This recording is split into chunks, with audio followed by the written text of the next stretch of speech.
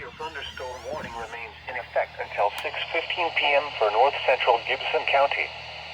At 5:50 p.m., a severe thunderstorm was located near Patoka or just north of Princeton, moving southeast at 20 miles per hour. Hazard, 60 miles per hour wind gusts and quarter-size hail. This is a radar-indicated threat. Impact, hail damage to vehicles is expected. Expect wind damage to roofs, siding, and trees. Locations impacted include Patoka and Hazleton.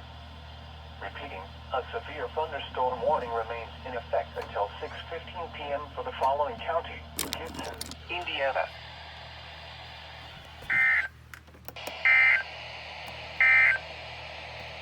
Severe Well, what I gotta say is,